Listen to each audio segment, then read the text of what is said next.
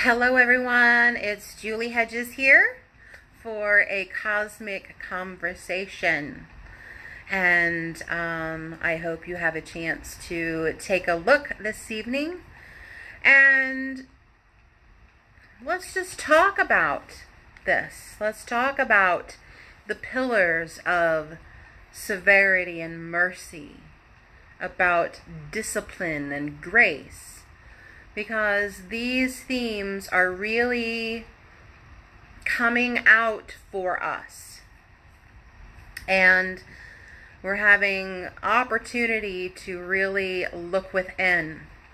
The personal planets are in retrograde right now, so that really is helping us to focus internally instead of being out and about and doing all of this running around. It's about allowing us to focus internally, to look within. And we've been doing that here since the beginning of the month, really, in June. And I know we're almost done with this month, but we're just at the point where some of these things are culminating, where our lessons that we have been presented are starting to bear some fruit, either for yay, aha moments of blossoming, or oh, course correction, let's get the train turned around, going a different way. And I named this video Severity and Mercy, specifically to talk about the Kabbalistic tree of life. There are two branches or limbs or pillars in this tree of life called the Severity. I think I'm pronouncing that correctly. If I'm not, any students of Kabbalah, you can correct me on that. The 10 pillars of the Severity. We have severity and mercy, Gevurah and Chesed. Again, you can help correct my Hebrew pronunciations if I get that wrong. So I named the video Severity and Mercy because we are really kind of walking that fine line. The planets in their retrograde motion and where they are right now in the sky are pointing us internally to look at that road that we walk between those two pillars in our own lives. How we hold ourselves accountable, either with severity or mercy, or a little bit of both. Another way you can put this is between discipline and grace. I like those words too. Between discipline and grace. So let me start with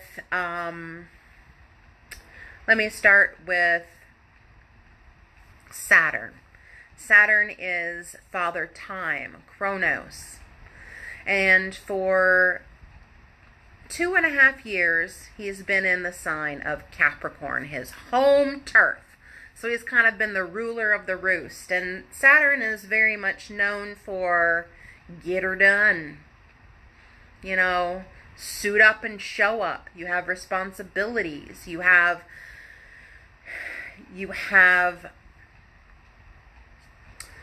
traditions to uphold. You have the status quo. You have a power structure.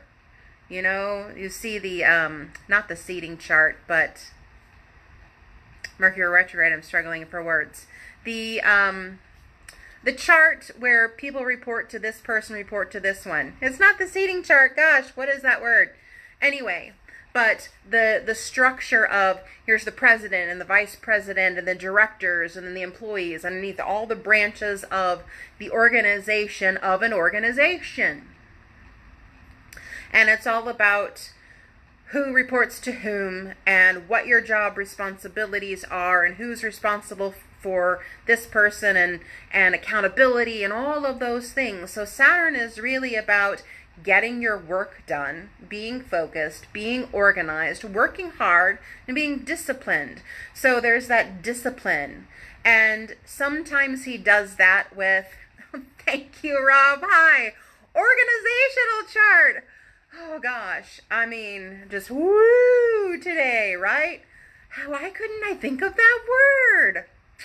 An org chart. Thank you. So Saturn is all about that discipline and organization and focus. And sometimes he does that with a little bit of severity. Meaning, you don't get any pudding until you eat your meat. You don't get to go out and play with your friends in the neighborhood until you clean your room. So it's that, a little bit of that severity. So there's that one pillar, and that is Gevurah. We would call that Gevurah. Right directly across from Gevurah in the Severity, the tree of life, the Kabbalistic chart of consciousness, really, of life itself. Right across from that is Chesed, which can be translated as mercy. I've seen it written as mercy, but I also like grace or inspired vision. So for 2.5 years, Saturn, Father Time, the guy who gets things done, has been in his home turf of that discipline, organization, power structure, who reports to whom, and getting things checked off the list and get her done. But in April, Saturn moved to the next sign, to Aquarius. And from the place of discipline and organization and all of that, he moved into a different consciousness, into the consciousness of inspiring vision, Aquarius. Grace and cosmic insight. So maybe you felt a little bit of a shift. I don't know. I think I did in my own consciousness, because my sun sign is ruled by Saturn. So I'm all about that discipline and hard work and get her done, and you do your homework first and then you go out and play. I've always been like that. And I even debated on doing this video now because I have several things on my to-do list. And I consider this a real joy to do videos with you. Hello. Rob says Saturn is going to skip the next sign and land in a new constellation. I don't know about that. Oh. So, I was feeling that shift a little bit. Moving into Aquarius. More of a lightness. The new constellation, Rob says, is going to be named after Donnie and Marie. I used to watch Donnie and Marie programs from the 70s. They had some wild outfits. They really did. But I liked their variety show. So for just a little bit now, Saturn has been in Aquarius. So maybe we felt a little bit of lightness. Maybe we felt a little bit of mercy or a little bit of grace from between the pillars of discipline and inspiring vision. So why am I talking about all this? Well, Saturn is now retrograde, so he's turned around and he's marching backwards in the sky. At least that's what it looks like from our vantage point. He's not really, but just from our terrestrial view, it looks like he's going backward. So he is moving backward to go back into the sign of Capricorn, To the place of organization and discipline and who reports to whom and getting things done and power structure and also the status quo. And he is going to stay there until December. December is when he's going to finally move back into Aquarius and then stay in Aquarius. So he'll be in Aquarius then full time for another 2 years while we learn those lessons. Well, Holly's here. Hello. Thanks for stopping by. So we're going to have a little bit more lesson of maybe discipline and walking the line between that severity and mercy, between Gevurah's discipline and Chesed, the grace or the inspiring vision. So that's what's going on with Saturn. And that's kind of why I named this video, Severity and Mercy. Rob's saying, there's a big political rift over whether to name it after them or the captain in Tennille, but Richard Carpenter was the deciding vote. You are so funny. I tell you what. Please tell me, what is the name of this constellation? Oh, you're so silly, but I'm so glad you've tuned in tonight. Thank you. Thank you. So we've talked a little bit about Saturn and severity and mercy. Another big point that I want to mention this evening is Venus, the goddess of love and beauty. But in our lives, she's really known as the deliverer of pleasure. What we enjoy and what we don't enjoy. You know, all day long, I love olives. I love green olives. I love to play in the sunshine and be outside. I don't like Brussels sprouts. You cannot trick me into eating a Brussels sprout. No, no, no. So understanding what you like and what you don't like. That's what Venus is all about.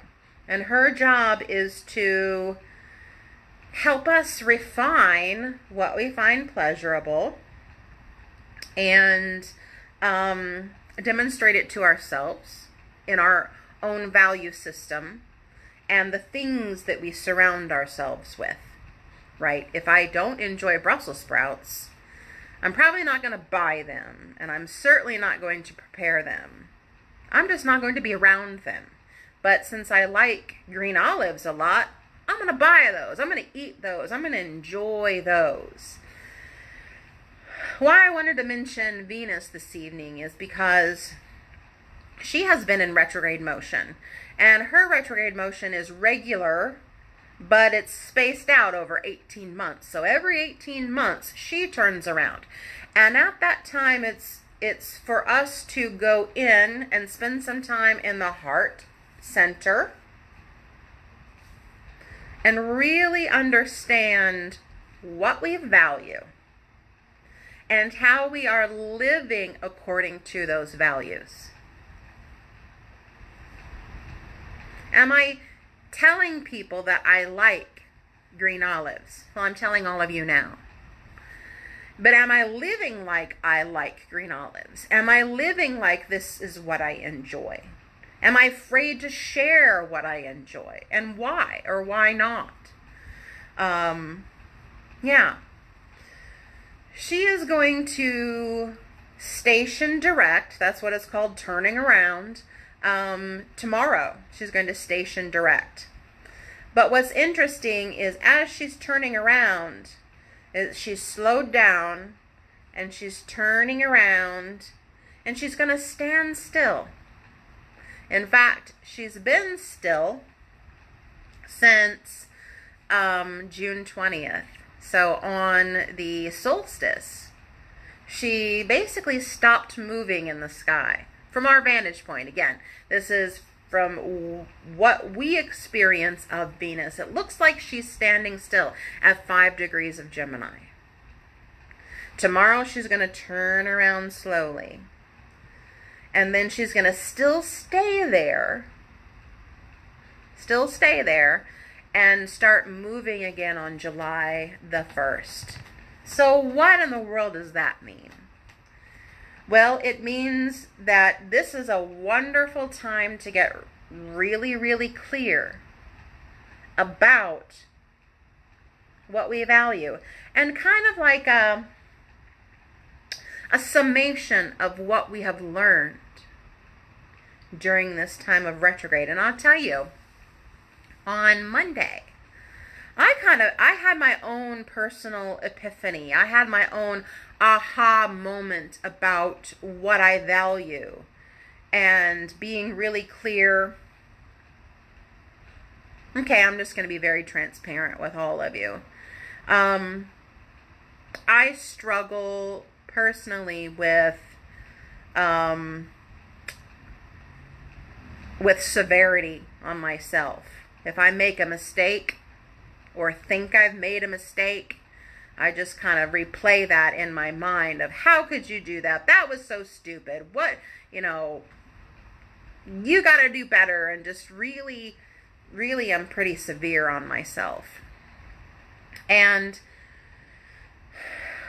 I came to some new understanding about how I can handle myself differently. How I can be validating of my strengths. I know, pretty much what I'm good at. But also that takes the balancing of really knowing where my challenges are. Where are the things that I know I have some work to do? And focus on self-compassion in that. How can I promote, how do I want to say it? How can I promote growth in that area for myself, rather than just smacking myself upside the head of, you made this mistake, and why did you do that, and you know better, and instead of picking at myself, I can say, you know what, that is not a strength of mine. But if I try this step or this step and try to be encouraging and validating of myself. So it was a real aha moment. And it was also one of those, this is very self-evident, but again, it was like this, oh, I finally get it. Those things that but it became an internal understanding at that point. So I would say my Venus retrograde really came to its culmination point on Monday, when I had that revelation about validating myself, not only for what I know are my strengths, but yeah, so I'm not the best at blah, blah, blah, blah, but I can have compassion for that, and I can support myself while I'm working on it. Because the fact that I'm here in this human suit means that I'm still working on some things, a lot of things. So there we go.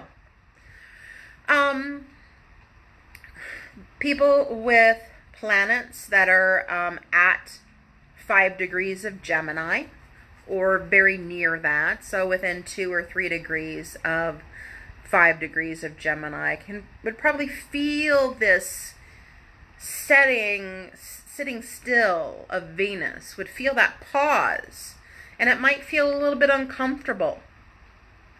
Like when you take stock, when you do a self-evaluation or a review, sometimes it feels like hip hip hooray, and sometimes it kind of feels challenging.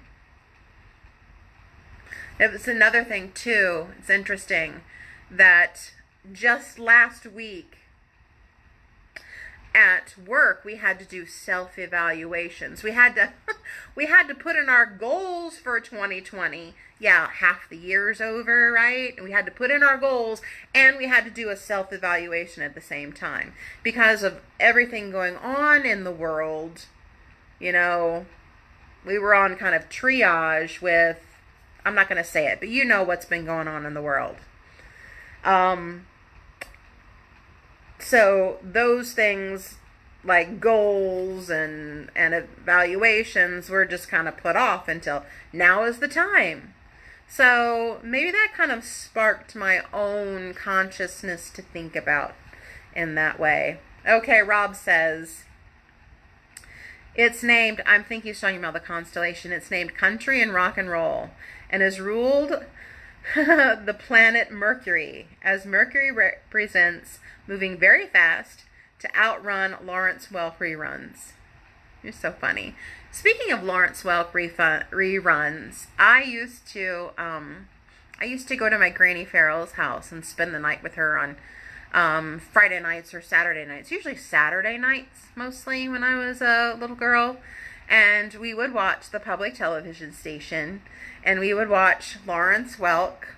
And I think Hee Haw came on after that on the public television station in my area. So we would watch those, and maybe a game show or something. But I remember that, going to my Granny Farrell's house, and we would watch the Lawrence Welk show. Such happy, happy memories of being with my Granny Farrell. So, well, thank you for joining me for this cosmic conversation about severity and mercy, and I hope that you are taking some time to take in a breath and understand where you're walking in your own life between those two pillars of discipline and grace, severity and mercy. And if you're getting too close to one, how do you move yourself back into the center where you're disciplined enough to, get up when your alarm goes off and get to appointments or work on time, but just grace, having enough grace for yourself that, you know what, if you need to take a walk before you take out the trash, then do that. Oh, Rob's saying his family watched Hee Haw. Yeah. Good old Hee Haw. We would watch Lawrence Welk and Hee Haw. Thank you. Thank you all for joining me for this cosmic conversation. And to all of you, from my heart to yours, Om Tat Sat. I am that I am. Good night.